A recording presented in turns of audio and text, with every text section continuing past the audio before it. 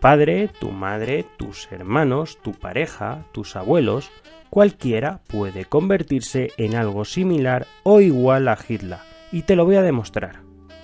Hola a todos, este domingo inicio un nuevo proyecto, estoy escribiendo un libro y os traigo el primer capítulo.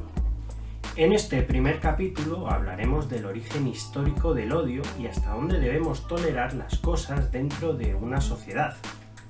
En los próximos capítulos hablaremos de los movimientos históricos que han causado auténticas masacres dentro de la historia de la humanidad. Así que, si quieres saber más acerca de este libro, te invito a que te quedes conmigo y disfrutes del siguiente vídeo. ¡Comenzamos!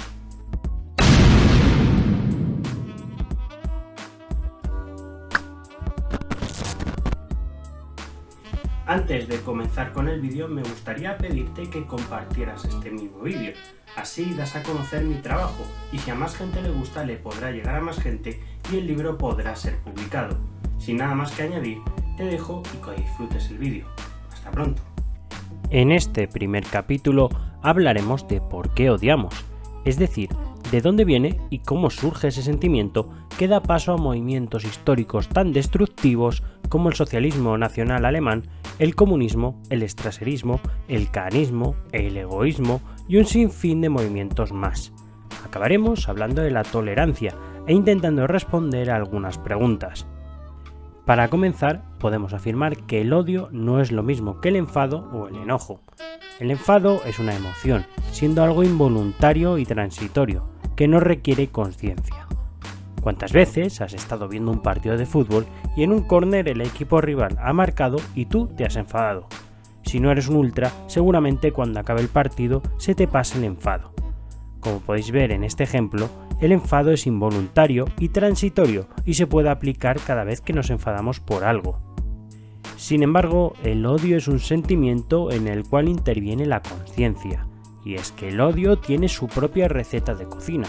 Para cocinar un buen plato de odio necesitas enfado, más varias experiencias, más emociones, más motivos. Como podéis ver, el odio no es un sentimiento involuntario ni transitorio. El que odia sabe muy bien lo que está haciendo, y parafraseando a Aristóteles, quien odia desea la aniquilación del ser odiado. En este vídeo no estamos hablando de cuando decimos, por ejemplo, ¡ay, odio a las judías verdes! U odio a las personas impuntuales, aunque haya motivos suficientes para odiar esto. Estamos hablando de tener un deseo persistente de causarle un mal a alguien o algo. Aunque yo odie las judías verdes, no quiero que desaparezcan, ya que hay gente a la que les gustan, y tampoco quiero que desaparezcan las personas impuntuales, ya que al fin y al cabo son personas como yo. Según los estudios del psicólogo social James Waller, el odio es una herencia evolutiva. Los estudios de James Waller se iniciaron con la historia del monje y poeta católico francés Thomas Merton, el cual pensaba que los alemanes se habían vuelto locos durante el periodo del Tercer Reich. Esta premisa, adoptada por el monje francés, nos dejaba bastante tranquilos, ya que la explicación a los mayores crímenes de la humanidad era «los alemanes están locos». Este análisis infantil de la situación es erróneo y cualquiera puede convertirse en un ser tan sanguinario y cruel como el propio Hitler.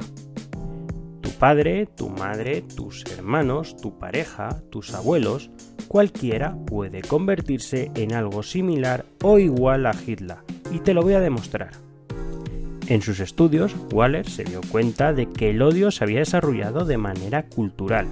Para saber más acerca del origen cultural del odio, debemos viajar al pasado, hasta hace unos 90.000 años más o menos. En aquel momento, las tribus humanas que habitaban la Tierra no tenían tantas facilidades para conseguir alimentos como tenemos nosotros a día de hoy. La situación ya era bastante complicada para estos grupos de nómadas. No había muchos recursos y los refugios eran escasos. Afortunadamente estás con tu familia y confías en ellos, cuando de repente aparece otro grupo de personas. Tú no los conoces, no sabes si son personas peligrosas, no sabes qué pueden pensar de ti, si te ven como comida, y encima ahora vas a tener que pelear con ellos por los escasos recursos de tu zona, lo que genera miedo. Según Waller, Es en este punto cuando los humanos comenzamos a desarrollar algo que justificaba despojar a los demás de sus bienes, someterlos mediante el uso de la fuerza e incluso exterminarlos, lo que nosotros llamamos odio.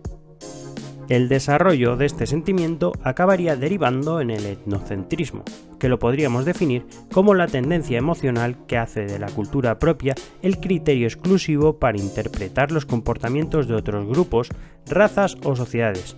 Es decir, tu grupo de personas es el mejor, los más inteligentes, los más fuertes, los más capaces, mientras que la tribu rival es una vergüenza para todos. Son tontos, vagos, lentos. Esta diferenciación entre tribus crearía lo que nosotros conocemos como xenofobia, y con el paso de los siglos, este tipo de ideas acabarían derivando en los pensamientos nacionalistas que surgen durante el siglo XIX junto con el concepto de Estado-nación. Este comportamiento que acabo de describir aún está presente en la actualidad en las tribus que aún viven en un estado de desarrollo paleolítico, como por ejemplo los Asmat de Indonesia. Ellos se llaman a sí mismos Asmat, que se podía traducir como personas, humanos. Sin embargo, la palabra extranjero se podría traducir a su idioma como Manawe, que también significa comestible. Si este ejemplo te parece muy extremo, piensa en una clase de colegio. Seguro que te acuerdas de los partidos de la clase A contra la clase B, que eran el evento del año y ninguno de los equipos podía perder. Muchas veces la identidad de un grupo también incluye la aversión al otro, lo que amplía la brecha entre la clase A y la clase B.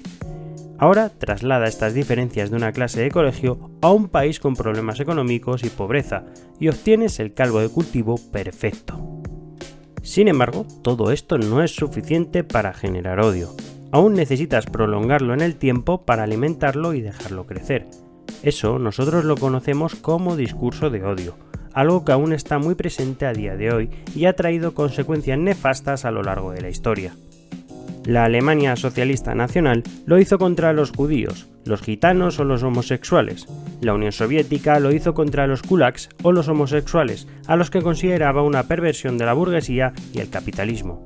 Estados Unidos y los países nórdicos han practicado la eugenesia contra los inmigrantes hasta hace relativamente poco, el exterminio de indígenas en Guatemala durante los años 80, el genocidio armenio perpetrado por los otomanos, el exterminio del 70% de la población tutsi en Ruanda tras su independencia, y la lista sigue y sigue. La respuesta a cómo combatir el odio es la tolerancia. Sin embargo, no se puede ni se debe tolerar todo.